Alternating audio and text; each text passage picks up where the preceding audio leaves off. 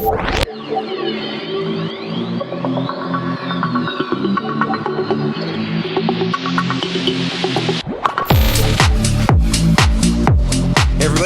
welcome back to the channel. Thank you so much for once again joining me for tea time. Today we have a little bit of fireside.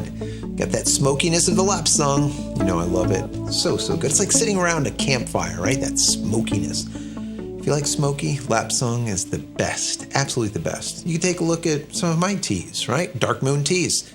Fireside. Good stuff. Good stuff. So guys, I hope you're joining me with your cup of tea this morning. Possibly a cup of coffee. Maybe something harder. As I always say, it depends on what part of the planet you're on, right? So today we're going to be talking about Canon.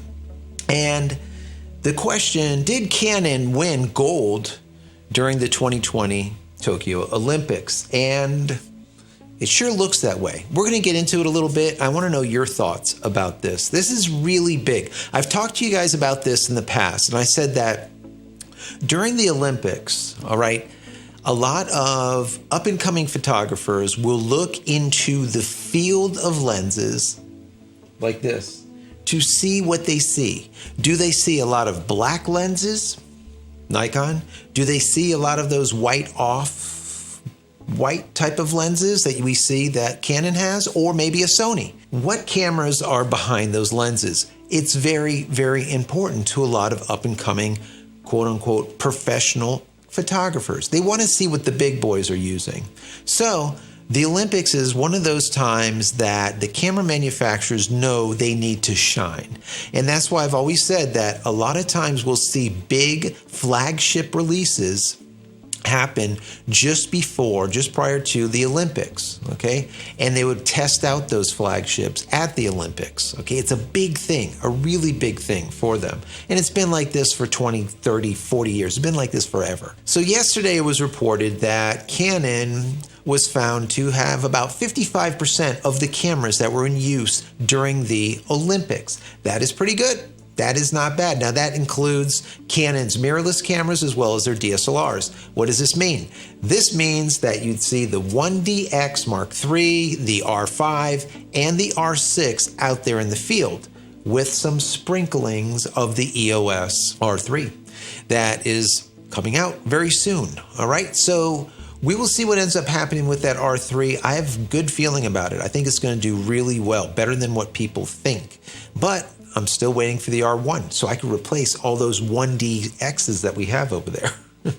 Anyway, so of course we see Canon as well as Nikon as well as Sony present at the Olympics. They had these massive rooms just filled to the rim with photo gear. Cameras, camera lenses, all kinds of accessories, whatever you needed as a professional photographer, you could get it from them. It's all there. If you need to get your gear cleaned, they'll clean it. If you need to rent something in that's special that they're not currently offering or whatever, they might have it there, you can bring that in.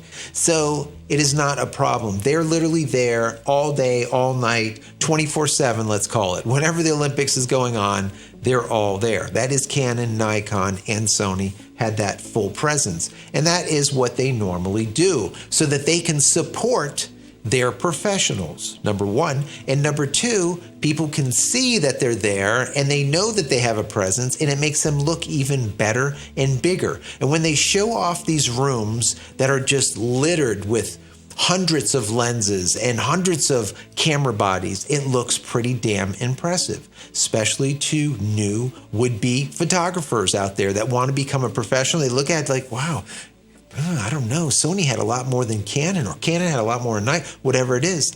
The people look at it like that, all right? Impression is everything. People say, oh, you know, it's not looks. Looks means a lot. It really does. Now, speaking about the Canon EOS R3, Canon was reported to say, quote, all of the select professional photographers that used their in-development EOS R3 gave it high praises. Well, no crap, right, guys? What, are they going to say something different? So this was reported, and I would imagine that Sony's people are saying the exact same thing about their Alpha 1 and Nikon.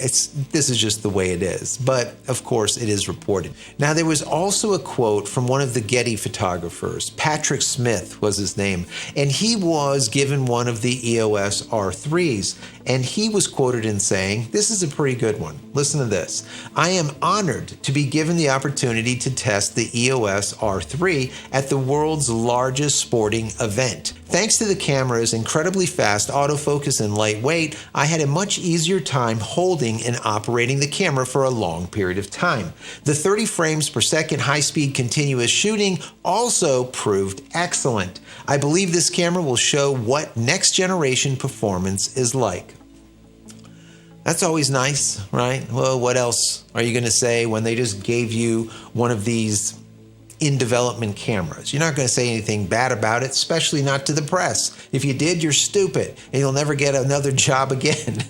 Definitely not another Canon camera, right? So it's all nice. And so even though we know that it's kind of, it's just something that you just have to say, I do believe that this is probably the case. I do believe that the camera is going to be quite impressive when the R3 actually comes out and we start getting a lot of these hands-on tests from more unbiased reviewers. Not the shills, but the unbiased reviewers, the people like you and me that will review something and say, you know what, this is kind of crap, or you know what, this is really awesome, and these are the reasons why, right? I can't wait to see that. So we'll see what ends up happening. But anyways, if this is correct, and 55% of the cameras used during the Olympics were Canon, this is a bigger feat than anyone is reporting on. Now, we have petapixels, we have DP review, we have a lot of people talking about this story, but I think that this really is something bigger than what a lot of people think that it is. The reason being is back in July of 2020, the Associated Press, or the AP, announced that its photographers, all of its photographers, will exclusively use Sony cameras. So they penned that deal with Sony. This was considered one of the biggest camera developments in the history of AP, of the Associated Press. That doesn't happen very often when you see a major organization like the Associated Press to pen a deal with a camera manufacturer.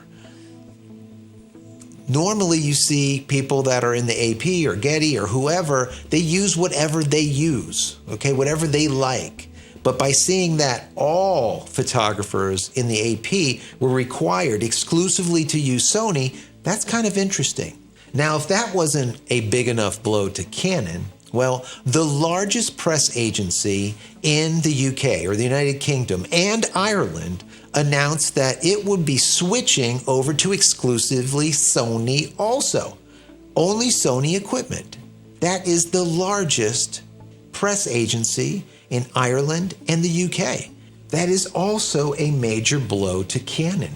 So if all of this information is correct, I would venture to say that Canon would probably have commanded 70% of all professional photographer cameras out there during the Olympics in comparison to only 55.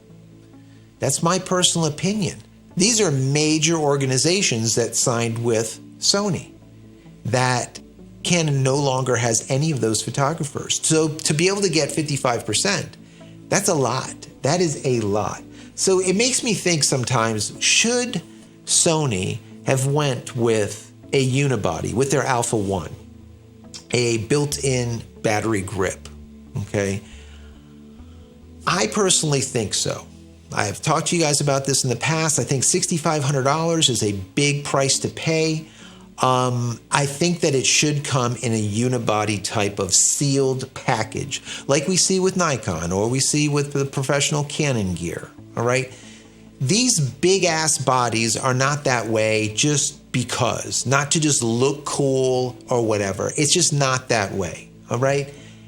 Having a body that is that big and everything is encapsulated in that body, it adds to its weather resistance. No dew, no dust, no dirt, no mist, no snow, no whatever. Salt in the air gets into the body besides when you pop off that lens.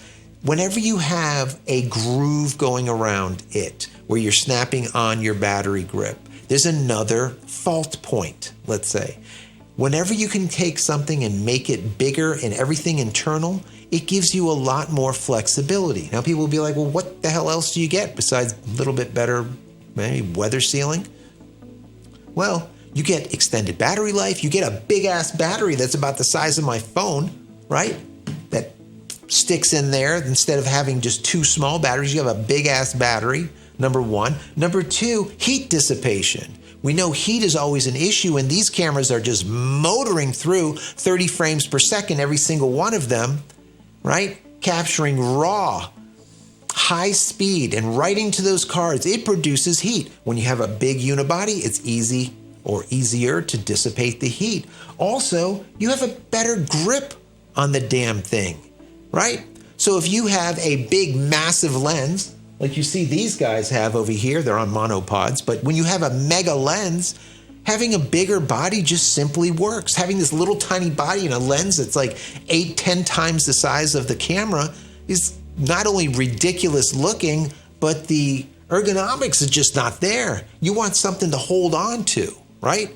There's reasons why these professional bodies are the way they are, and I personally think Sony, the Alpha 1, should have went down that road for $6,500. That's my personal opinion. I don't think you should spend $6,500 and then go spend another $200-300 on a battery grip. I think it's stupid. Once again, I don't shoot Sony. That's just my opinion. Unbiased opinion. Even though I shoot Canon, I'll tell you every screw up that they ever have done. You know that. Watch the channel, you know it.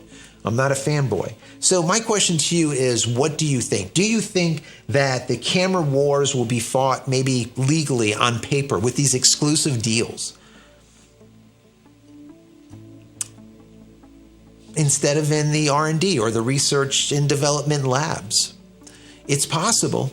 It's definitely possible. When I see these exclusive deals happen, my question is Canon going to do the exact same thing and try to bring on board more people, right? Instead of losing these professional photographers to Sony. You have to remember one thing. Sony, the camera division, is small, in quotes. But Sony proper is massive. It could just stomp Canon into the ground in just a second, okay? They have money just pouring, okay? So Sony could definitely win when it comes to writing these deals, working out deals with these big major press agencies without a problem. So do we think that Canon will do the exact same thing? Are they doing that? All right. Is that a possibility? Somehow to cement their number one position. Because if they don't, in the next couple of years, we see Sony getting more and more of these major organizations to sign exclusive contracts with them. Now, all of a sudden, you're losing a lot of professional photographers. And instead of seeing a sea of Canon glass, you might see a sea of Sony glass. So I don't know. I really don't know. I want to know your thoughts, though. I want to know your thoughts because I think it's an interesting conversation to have. These are those type of nuances that really make the market move. It really can make someone win or lose very quickly. So anyways, guys, a newsy day today. I hope you enjoyed this. In the comment area below this video, put your thoughts. I want to hear from you. What do you think? And if you enjoy this even a little bit, give it a thumbs up. That will help out a lot. God knows the YouTube gods have not been shining their goodness upon us as of late. Sadly, I don't know. But it is what it is. Hopefully things will turn around and you can be the one to make it turn around. Once again, throw the video a thumbs up, subscribe to the channel, click this little bell icon over here so when I go live or when a new video comes out, you'll be notified of it immediately. Also, if you want to contribute to the channel, you can click down here where it says join, you'll become a member, and I can give you perks for doing so. Also, there's a little button down here that says thanks. with a little $sign. That's kind of cool. YouTube just gave that to us. Thank you, YouTube. Thank you. It's a way that you could contribute to a creative like myself directly, let's say, to us, and the majority of that money supposed to come directly to us. I don't know how it works, to be completely honest with you. It's brand new, but we will see. Hopefully that is the way it goes. And finally, head over to my website, JCristina.com, where you can find all the photography tools that I've invented for you and me over the years, and hopefully there's something there that you might like. And if there is, please pick it up and support me and my family. And for getting to the end of this nonsense, use promo code YT20 at checkout, and you'll get 20% off everything in your shopping cart. Not one thing, everything. And don't forget to pick up my book.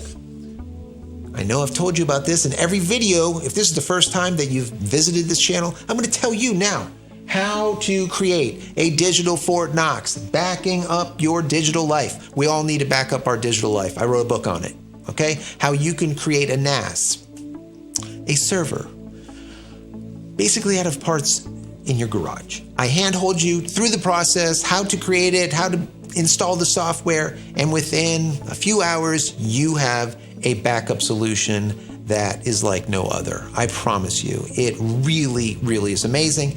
I made mine about a year and 2-3 months over there out of parts literally out of the garage that are some about a decade old. It's still running a year and 3 months later, and it's running fantastic with 0 errors over this entire time. 24 hours a day, 7 days a week, 365 days a year, all right? So anyways, guys, pick up that book. You can find a Kindle version over on Amazon. You can pick up the book itself or the PDF over on my website, jcristina.com/books. So that's it, guys. I'm out of here for yet another vlog. Many blessings to you and your family. Stay safe and stay healthy.